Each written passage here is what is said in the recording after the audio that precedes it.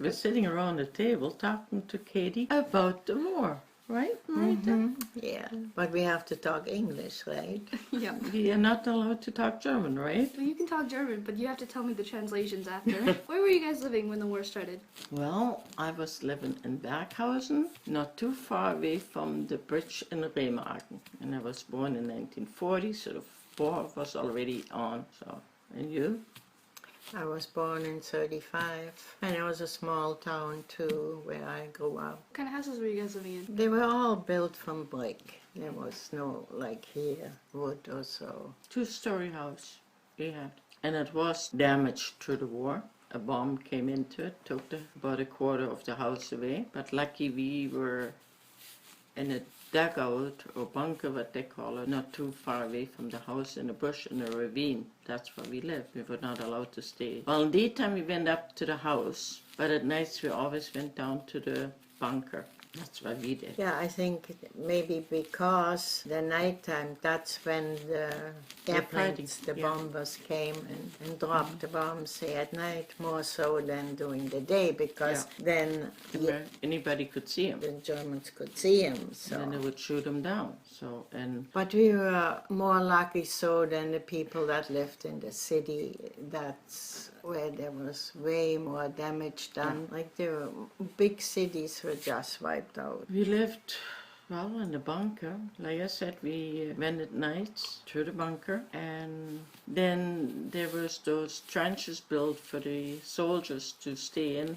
And then at nights we could hear them cry because they got shot. Nobody could go out there to help them. And then in the morning when we went back to the house, we could see the soldiers laying there dead, but we could not get out of the bunker to help them. So, and as a child, that was a very bad experience because you still can hear the cry and the sound in your head right now still, you know, if you think about it back. Because there was quite a bit fighting around our place because of that bridge in Remagen. So we were not too far away from there, and that's why we had so much. And the bombs were flying all the time in the neighbor's field and things like that. And quite a few people got killed too around there. And then once they were shooting down, we were in a ravine, or a gully more or less, where the little creek went through. From the pressure from the shooting, I was up on the hill, and I was just a pressure, and I just rolled away all the way down up to the creek. Is that right? Yeah. And my brother really was sick. He was only a couple of, maybe a year old, and he was really sick. And then at night we were not allowed to put, well, we had a white flag there.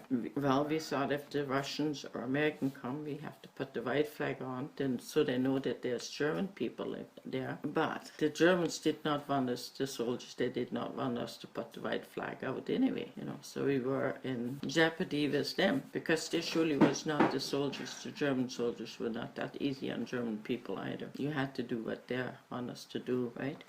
Yeah, I think you had way more of that than we did, because we lived more in the valley. A little bit further away. Further away, there were, you know, like your Oma lived closer to that bridge, where they were coming across, the Americans, you know, to the other side, and that's why you had more the bombing and all that. I mean, we had it later on too, not quite as bad. And then when the Americans finally got on the other side, well, then that took over everything. Yeah. And we had to get out of the house because we were up on the hill, and they wanted that for a lookout, to look in the valley and see, and across to see where there were any German soldiers, should they. Well, our town more or less was surrounded with bush anyway, more or less. You know, there's those isolated towns, wie Ögemich, Willemorod, so it was hard for them to see those little towns. But then we always had to be evacuated later on from the house too. When the Americans came, we had to leave the house. We had to live at the neighbor's place, and then they took that over, so we had to go in somebody else's bunker to live there. So we always was on the move, more or less. But we never did leave the town. So, and with food, we had a garden. We grew our own vegetable. You know, we had a little bomb in our garden. It was just not a big one. I don't know what it was. Maybe a from the bomb, you know, those pieces of bomb shells or those, you know, hid in the garden. So yeah, shrapnel just exploded there or something, you know. We had that in our garden too. And we had our own fruit, vegetables. We had chicken and rabbits, what we used for eating. And then after the war, we had food stamps. We ate more fish than meat because you got more from those food stamps. You got more fish than you would get meat. So we had quite a bit fish we ate after the war. And then first, before the Americans came over, we had the Germans staying there. And I recall one story because as a child, I never liked really soup. And today I really make around the best soup around here. And one soldier told me he was going to bring some soup home, German soldier, and it was a beef barley soup. And I would not eat it. And he promised me he would give me a doll if I would eat that soup. But up to those days, today I like barley soup, but at that time I surely didn't. So I did not get my doll. So there's other little things. I think if other people would be here, like my older brother or something like that, Betty, they could have told you more stories than I. And then we had the tanker. What did they call it? This tankers. They're sitting right beside the house on the field, and they gave us the first nice thick slice of white bread. They were very nice to us, actually. I think we had better experience with our Americans on our side than You must have. my friend had. Yeah, it's a tank. Than my friend had at their place. So, and I remember my first chewing gum was from an American soldier too, from a black American soldier. I never forget that either. So but everything else these days, I mean, you still remember and you still forgot certain things. So, but it was not easy, especially for our parents either. And I remember my uncle when he came back.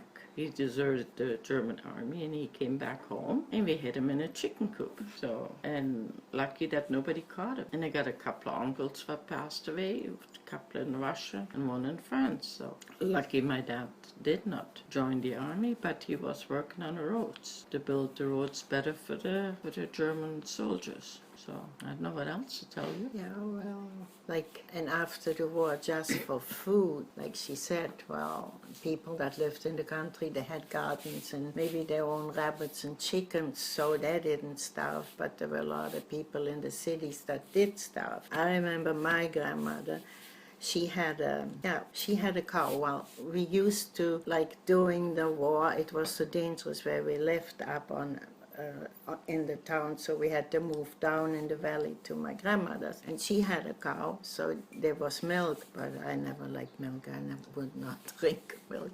But anyways, she took the milk and they made butter, and she walked 35 kilometers just 50 to color. Yeah, I thought it was 35 kilometers.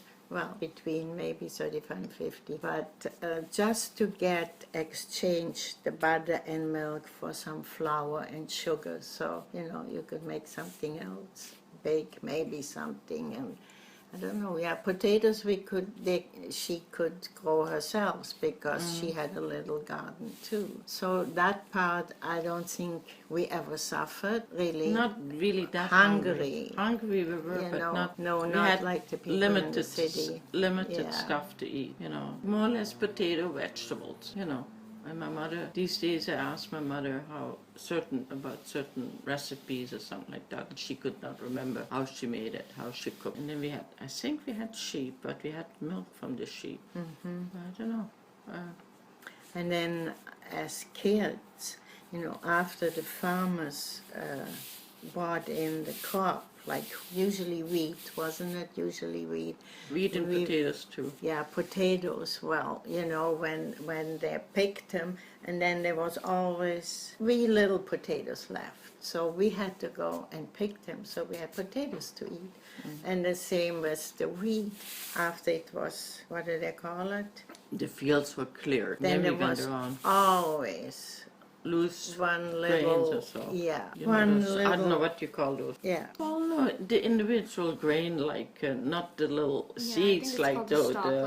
It could be the grass stalk. Looks Yeah. like Yeah. we had to go and pick, and then we brought it to the mill or wherever they were doing that thrashing it. And then we brought it to the mill to get flour out of it. I think through the war, we had better food than after the war. After the war, you couldn't get nothing. Through the war, it was not too bad yet. But after the war, it was really bad with food and stuff. I remember remember we had a field, but a rented field, and we know that some people from Cologne and all over, they came and took the potatoes out of that field. Oh yeah. My dad Yeah. and after the war and my brother, they were standing watch that nobody was going to go and get the potato, because everybody, there was nothing safe around. Everything, people came by and stole everything but wasn't tied down, because everybody needed it. They were very hungry, I think, Yeah. coming from the big You know. cities. Even we did. I think my dad and my older brother, they went once and took some cabbages out of another field. It was